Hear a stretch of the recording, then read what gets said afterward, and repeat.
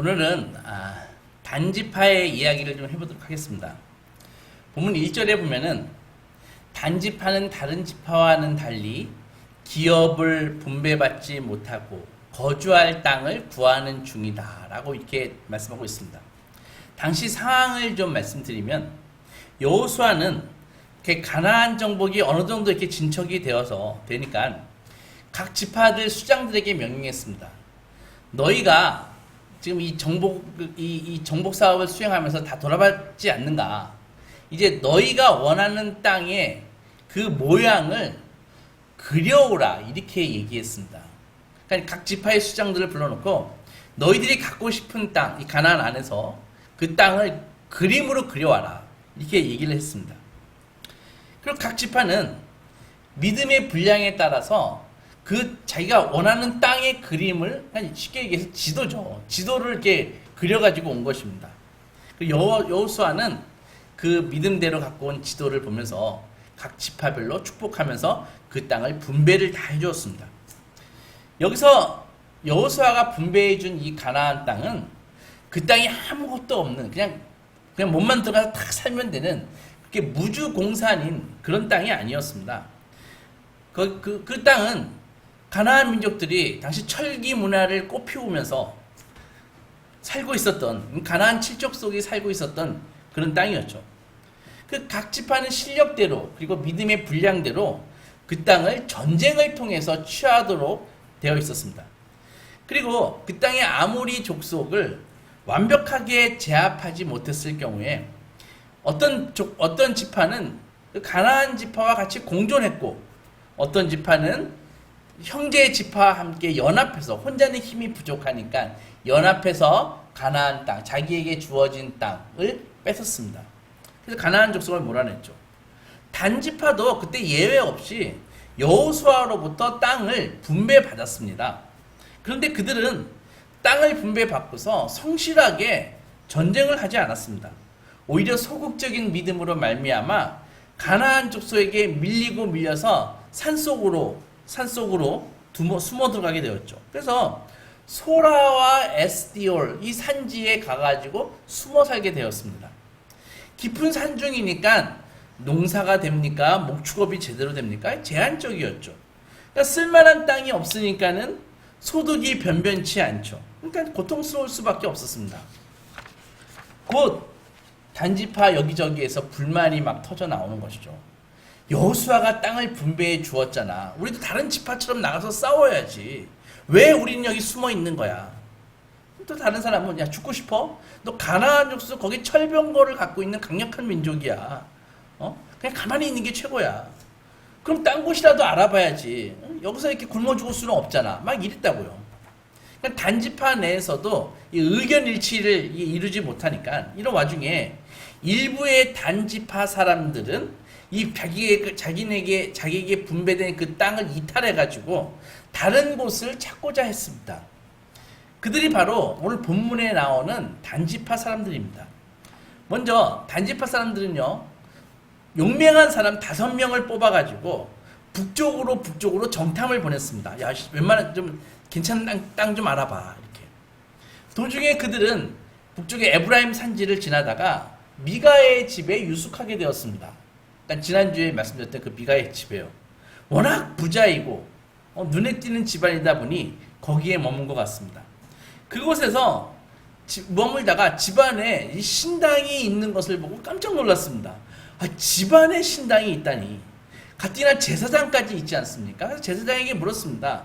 여기에 어떻게 여기까지 와가지고 제사장이 되었는가? 그러니까는 이러저러 자초지종을 얘기하니까 깜짝 놀라서 그러면은 자네가 제사장이니까 우리 신께 물어봐 주게. 우리 단지파가 이 가는 길이 과연 이 옳은 길인가 형통한 길인가. 그 청년은 애매하게 자기의 느낌으로 대답했습니다. 너희가 가는 길은 여호와 앞에 있느니라. 이 말을 듣고 정탐꾼들은 여호와께서 허락하신 것으로 여겼습니다. 그 단지파 정탐꾼들은 다시 북으로 해서 헐몬산 기슭까지 올라갔습니다. 해발 2,900m가 넘는 산자락에 외부와 철저히 차단되어 있는 마치 무릉도원과 같은 그런 토지를 보았습니다. 그렇게 광활한 토지는 아니지만 적당히 넓고 비옥했죠. 바로 라이스 땅이었습니다.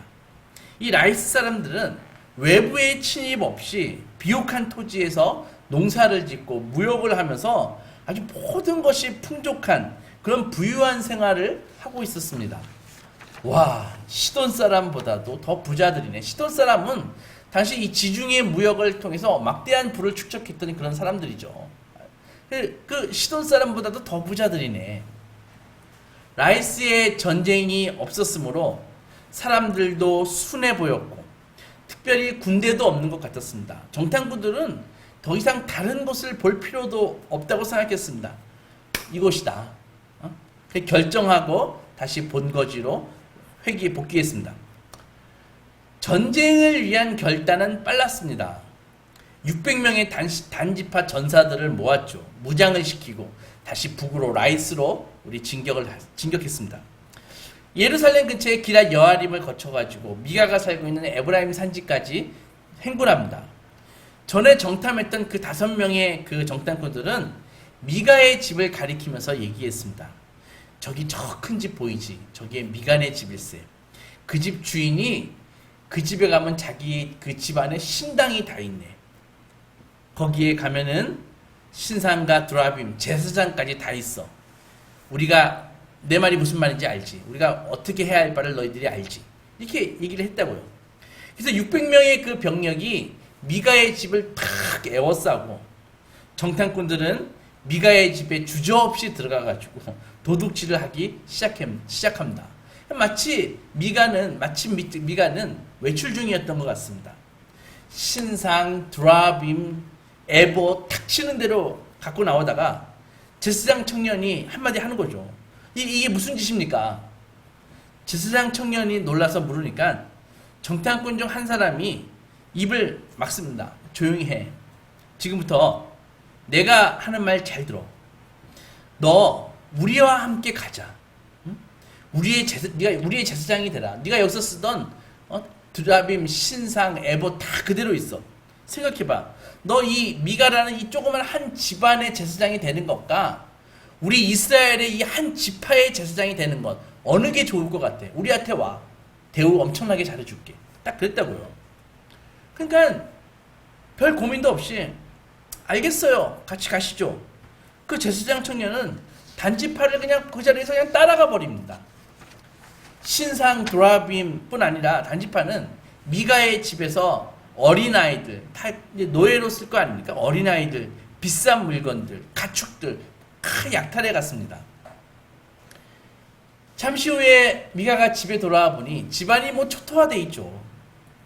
충격받고 즉시 자기를 좀 도와줄 동네 사람들을 모았습니다. 그리고 단지파를 추격합니다. 저기 서시오, 거기 서시오. 미가가 이제 거의 와가지고 막 얘기하니까 단지파의 그 수장이 에브라임 사람을 이렇게 미가를 보면서 무슨 일인가 딱 그러는 거예요. 그러니까 미가가 바로談판을 시작하지 않습니까? 무슨 일이라니 그게 말이 됩니까? 몰라서 물어요. 당신들이 내 신들과 제사장까지 빼앗아 갔으니 이제 나에게 아무것도 남는 게 없어. 남은 게 없어. 당장 내 것을 돌려주시오. 이렇게 얘기했다고요. 당신들이 내 것을 가져갔으니까 이제 나에게 남은 것이 없어. 당장 내 것을 돌려주시오. 이렇게 얘기했다고요. 그러니까 600명의 무장한 군사들은 그냥 있는 것이 아니었습니다. 적반하장격으로 단지파의 리더가 말합니다. 미가에게 너 2번 다시 그 입 놀리지 않는 것이 좋을 거야. 우리 중에 지금 열받은 애들 많이 있거든. 한마디만 더 하면 너희들 뿐 아니라 다시 돌아가가지고 너희 가족까지 싹 다 죽여버릴 거야. 이렇게 얘기했다고요. 막 억울하고 분했죠. 그러나 병력에서 열세인 미가는 어쩔 수 없었습니다. 그냥 빈손으로 돌아왔고 단지파는 계속 북쪽으로 행군했습니다. 그리고 그 헐문산 기슭까지 라이스에 도착합니다. 거기 보니까 정말 순진하리 많지 아무것도 모르고 사는 백성들을 마치 맹수가 사냥하듯이 단지파 군인들은 다 라이스 사람들을 도륙을 냈고 성을 불살라버렸습니다. 그리고 빼앗은 라이스 성에서 그들은 새롭게 정착하고 라이스라는 이름을 단이라고 고쳤습니다. 생각해보면 단지파는요 그들에게 분배된 땅에 들어가지 못하고 가나안 땅 족속을 피해서 산속에서 숨어 살고 있지 않았습니까? 그러다 보니까 지속적인 식량 문제가 생겼고 농작물을 재배해서 먹을 수 없는데 여기 와보니까 완전히 신천지거든요. 땅은 비옥하지요. 헐문산 기슭으로 다 보호가 돼 있어가지고 이민족이 알지도 못하죠. 그러니까는 그래서 이제 땅을 찾고 있었는데 무슨 말입니까? 하나님은 분명히 가나안 내에 단지파에 약속된 땅을 배분해 주셨는데 단지파는 그것을 떠나서 저 북쪽에 가나안 지역도 아닌 곳에 가버린 것이죠. 그러니까 하나님의 약속과 단지파의 그 현실적인 필요가 충돌하고 있었습니다. 예나 지금이나 사람들은 왜 믿음을 저버리고 불순종을 할까요? 그것은 바로 이기적인 태도 때문입니다. 그러나 그 불순종의 결과는 오래가지 않습니다. 쇠약하게 됩니다. 반드시. 단지파도 결국은 이 지파 자체가 소멸되어 버려가지고 흔적도 없이 사라져 버렸습니다. 사사기를 얘기하지만 신약의 마지막 성경의 마지막 책인 신약 계시록에 보면 요한계시록 7장에 보면은 마지막 때에 천국에 입성할 사람들을 하나님이 인이 쳐진 사람들로 묘사하고 있습니다. 그러니까 하나님의 그 도장, 셀링이 쳐진 사람들로 이렇게 묘사를 하고 있는데 거기에 야곱의 각 지파별로 12,000명의 사람들이 인쳐졌다고 소개하면서 루벤 지파, 갓 지파, 아셀 지파, 납달리 지파, 유다 지파 쭉 나옵니다. 그래서 루벤 지파 12,000명, 갓 지파 12,000명, 아셀 지파 12,000명. 그래가지고 거기서 144,000이라는 숫자가 나오지 않습니까?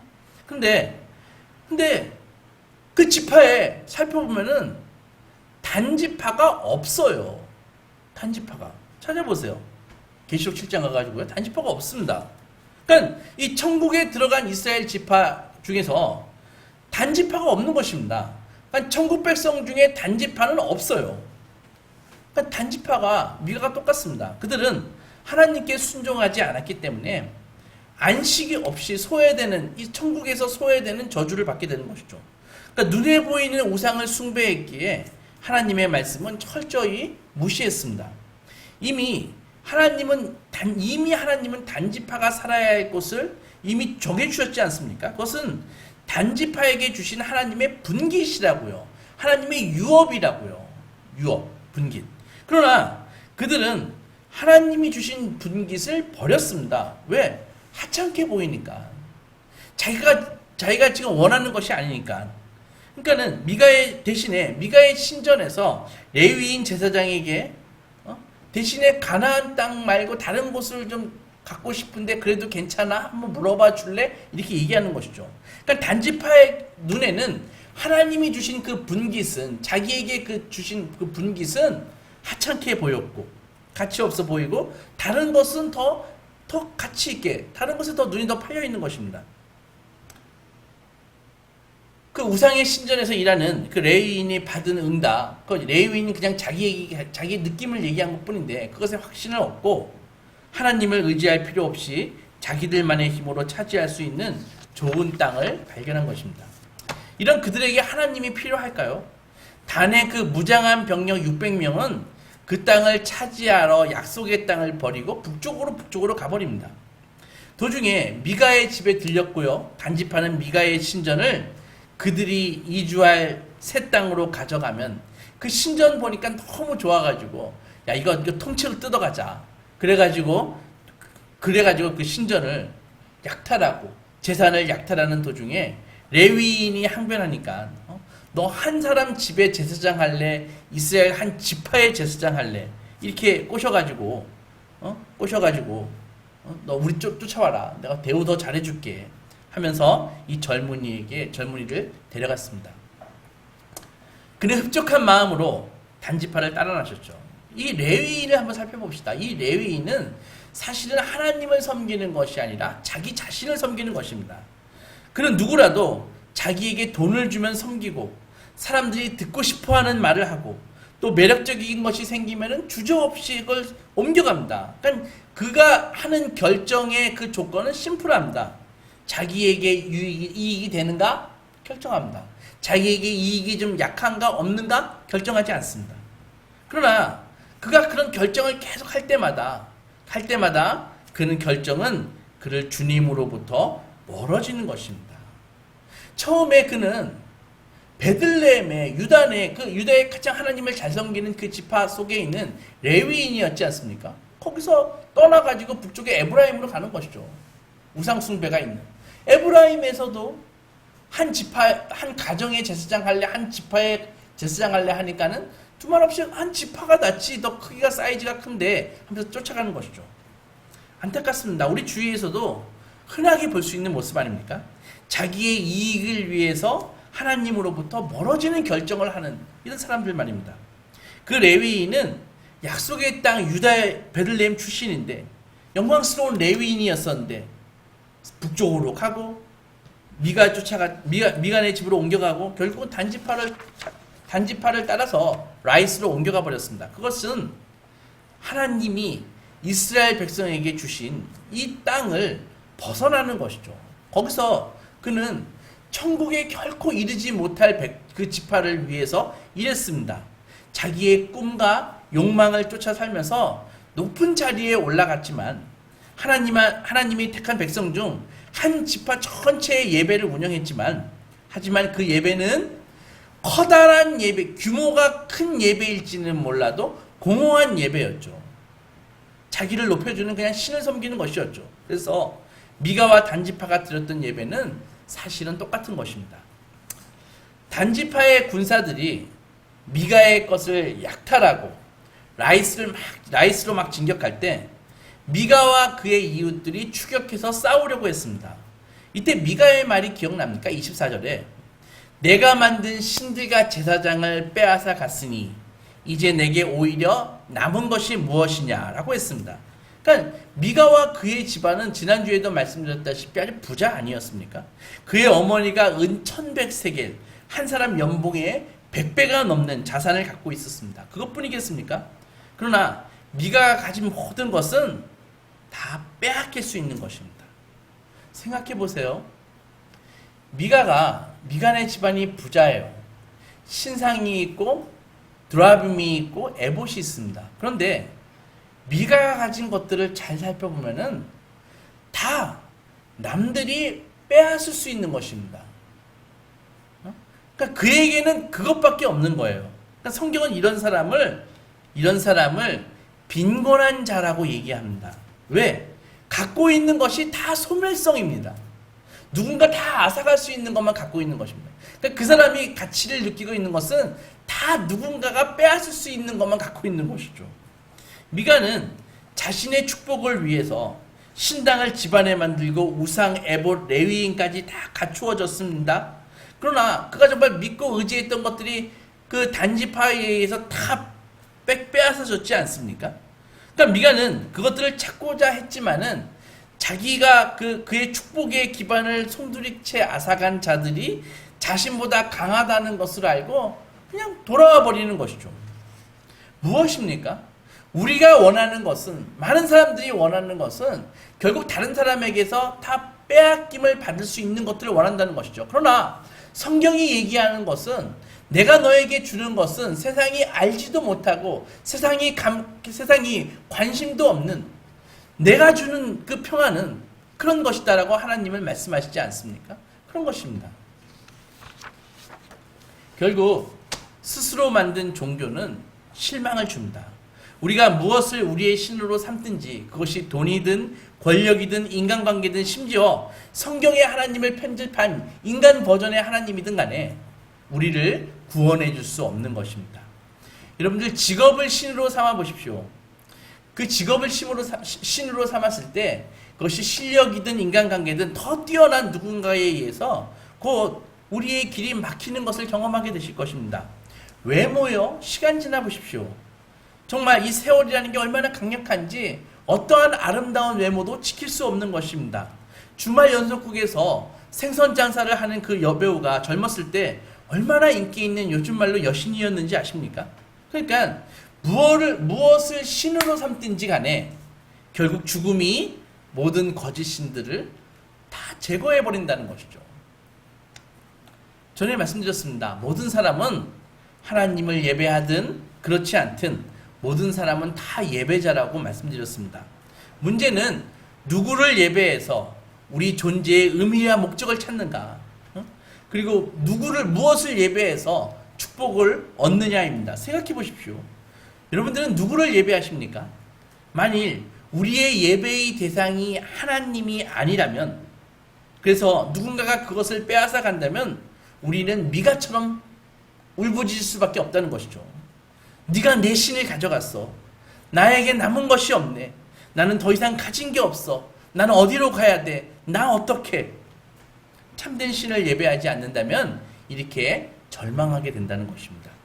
한때 예수님을 쫓던 많은 사람들이 다 떠나가니까 예수께서는 제자들에게 물으셨습니다. 너희들도 떠날래? 이에 베드로가 대답했습니다. 주님, 생명의 말씀이 여기 있사오니 우리가 누구에게로 가오리이까? 많은 사람들이 예수님의 그 병 치유하심 때문에 왔습니다. 예수님께. 예수님의 말씀이 재밌어서 왔습니다. 예수님이 보리떡 5개와 물고기 2마리로 5,000명을 먹여주시니까 예수께 왔습니다. 예수님이 혁명을 일으켜서 로마를 쳐부술 것으로 기대하고 예수님께 왔습니다. 그러나 자기들의 기대와 다르니까 예수님을 다 떠난 것이죠. 그때 베드로는 대답했습니다. 너희들도 떠날래라는 예수님의 그 질문에 생명의 말씀이 여기 계시오니 내가 누구에게로 가오리이까? 참된 고백을 했던 것이죠. 여러분, 예수님을 발견하는 것은 참된 축복을 발견하는 것입니다. 그러나 우리가 예수님의 축복을 참으로 누리려면 예수님께 이렇게 고백해야 됩니다. 주님 없으면 제가 가진 것이 무슨 의미가 있습니까? 주님은 나의 모든 것입니다. 여러분, 우리는 혼돈의 시대를 살아가고 있습니다. 참된 신앙이란 우리 삶에 다른 갈 곳이 없고 다른 곳에 갈 필요도 없다는 것을 깨닫는 것이 참된 신앙입니다. 잊지 마십시오. 예수님이 우리가 가진 것의 전부임을 알게 되면은 영원히 예수님이 우리에게 필요한 그 전부임을 발견하게 되는 것입니다. 내가 가진 것이 정말 가치 있는 것이 예수님밖에 없어 라는 것을 깨닫게 되면은 정말 나에게 필요한 것은 예수님뿐이구나 라는 것을 알게 된다는 말입니다. 단지파는 북으로 진격해서 라이스를 칼로 치고 그 성읍을 불살랐습니다. 그리고 성읍을 재건하고 거기에 살았습니다.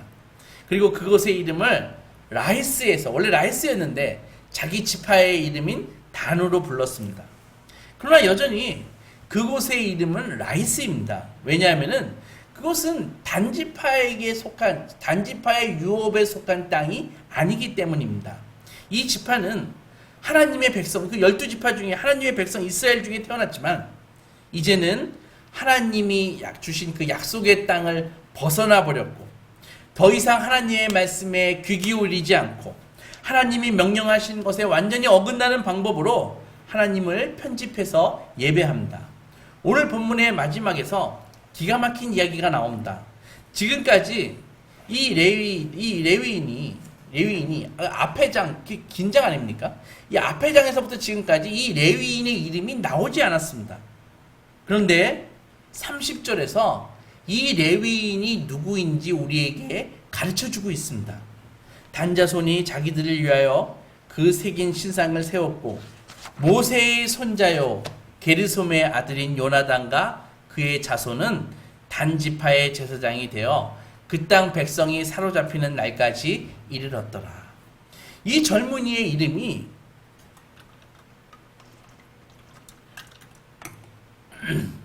요나단이라고 소개하고 있습니다.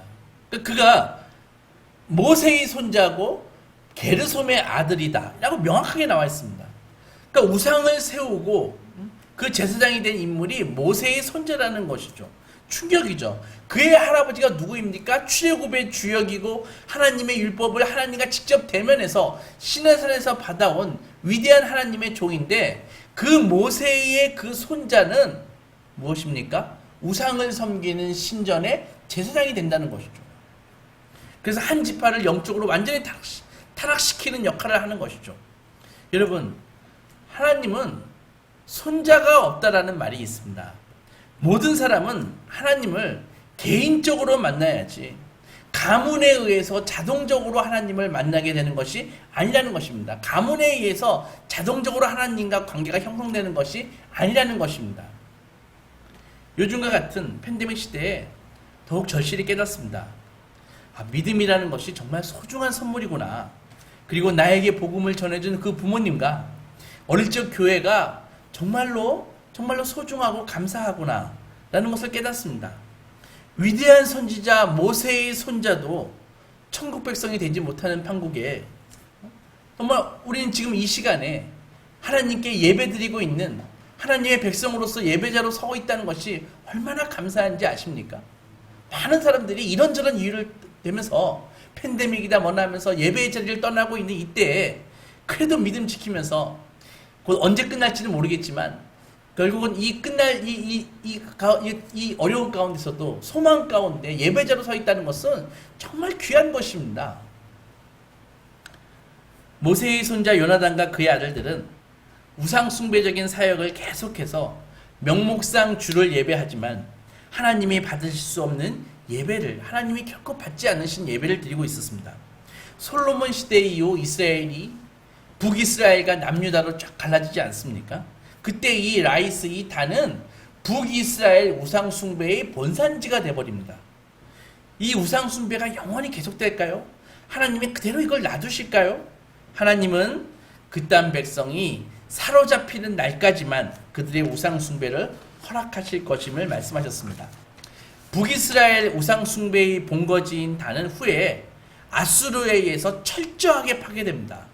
그 백성들은 뿔뿔이 사로잡혀 흩어지게 되고요. 하나님은 우상숭배하는 그 백성으로부터 그 땅을 빼앗아서 그 땅을 다시 깨끗하게 하십니다. 그리고 단지파는 역사 속에서 없어져 버립니다. 예수님 오실 때 천국까지 갈 것도 없습니다. 이미 단지파는 다 역사 속에서 없어져 버리고 흔적도 없어졌습니다. 그렇다면 미가와 단지파는 어떻게 했어야 됐었을까요? 어떻게 했어야 했을까요? 당시 하나님의 성소는 실로에 있었습니다. 실로에. 그러니까 하나님의 그 성막은 실로에 있었다고요. 그러니까 하나님께서는 실로에서 사람들이 하나님께 나와 예배하고 하나님을 알아가고 하나님과 함께 살아가기를 원하셨습니다. 성막, 즉 하나님의 이 백성이, 하나님이 임재하시는 이 장소가 실로에 있었기 때문에 당연히 다른 이스라엘 백성처럼 실로가 미가와 단 자손의 중심점이 되었어야 했었죠. 지난주와 이번 주에서 다루었던 이 미가와 단지파의 이야기에서 우리는 악한 것이 무엇인지 배울 수 있는 것입니다.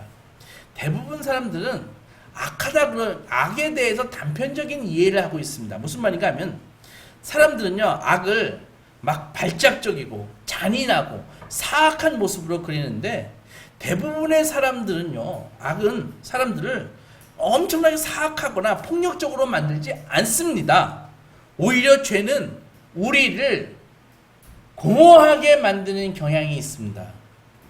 가진 것이 없을 때는 못 가져서 불행하다고 생각하지만 가진 후에는 허무함과 무의미함에 시달리게 되는 것입니다. 겉보기에 사람들이 평범하고 문제가 없어 보여도, 심지어 좋아 보여도 알고 보면 모두 다 경제사회적으로 권력을 쟁취하려고 암투를 벌이고 남을 앞지르려고 합니다. 서로를 짓밟습니다. 오늘 단지파가 미가를 짓밟았듯이 말입니다. 그러나 미가도 다를 바 없습니다. 단자손에게 자기 것을 강탈당하기 전에 그는 자기의 어머니의 것을 훔쳤지 않습니까? 그러니까 결국은 무엇입니까? 남에게 빼앗길 수밖에 없는 것들을 추구하며 산다는 것입니다. 그러나 하나님이 주신 것은, 정말 귀한 것은 사람이 빼앗기는 것, 사람이 빼앗을 수 있는 것이 아닙니다. 세상이 알지 못하는, 세상이 원하지도 않는 평안을 너희에게 주노라. 우리 주 예수께서 말씀하셨습니다. 우리의 믿음을 우리 말고 누가 뺏어가겠습니까? 우리가 유혹받아서 빼앗기는 것 말고 우리의 믿음에 관심 있는 사람이 있을까요? 저 사람 믿음 뺏고 싶어 하는 사람이 있을까요? 없습니다. 결국은 진짜 중요한 것은 관심도 갖지 않고 빼앗으려고 하지도 않고 많은 사람들이 지키려고 하지 않는다는 것이죠. 진짜 귀한 것은.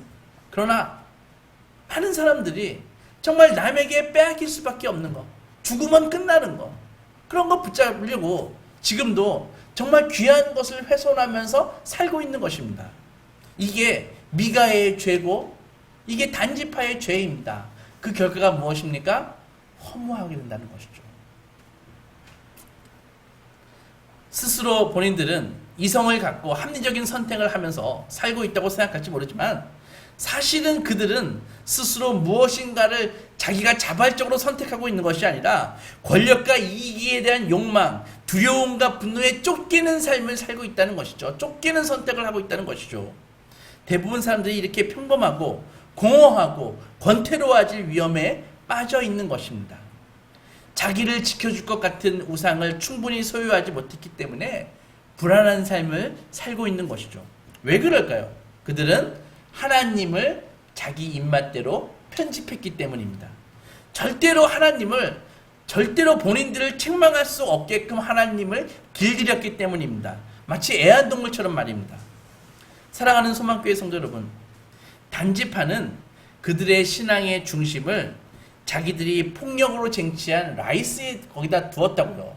자기의 신앙의 중심을 라이스에다 갖다 두었다고요. 그러나 그것은 하나님이 임재하시는 장소가 아닙니다. 실로가 아니지 않습니까? 그들은 하나님이 자기에게 주신 분깃이 하찮아 보였습니다. 하나님이 자기에게 주신 믿음이 하찮아 보였습니다. 하나님이 자기에게 주신 교회가 하찮아 보였습니다. 그러나 하나님의 성막은 실로에 있는 것입니다. 오늘날 우리도 하나님이 임재하시는 곳에 우리의 중심을 두어야 됩니다. 하나님은 말씀으로 우리에게 임재하셨다고 말씀하시지 않습니까? 요한복음 1장에 뭐라고 나와 있습니까? 말씀이 육신이 되어 우리 가운데 거하셨다라고 말씀하셨잖아요. 우리 삶의 중심을 반드시 말씀이신 우리 주 예수 그리스도께 두어야 됩니다.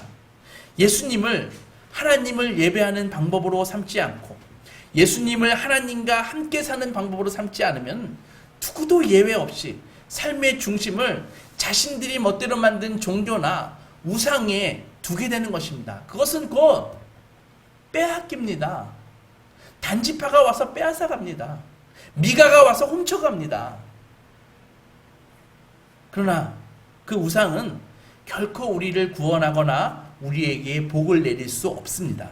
따라서 예외 없이 다 허무하게 시달릴 수밖에 없는 삶을 살게 되는 것이죠. 나에게 복을 줄 것이라는 그것이 나에게 복을 못 주고 있으니까 허무한 것입니다. 나에게 평안을 줄 거라고 믿었던, 철석같이 믿었던 그것이 나에게 평안을 못 주고 있기 때문에 허무한 것입니다. 오직 진짜 하나님을 예배함으로써만 우리는 이 지루한 운명에서 벗어나 하나님의 집이신 예수님, 영생의 말씀이신 그분께 가는 축복을 누릴 수 있습니다. 아무쪼록 소망교회 성도 여러분의 중심을 예수 그리스도께 두어서 지금 여기에 침투한 하나님의 이 나라의 복을 누리는 소망의 자녀들이 되시기 주님의 이름으로 축원합니다.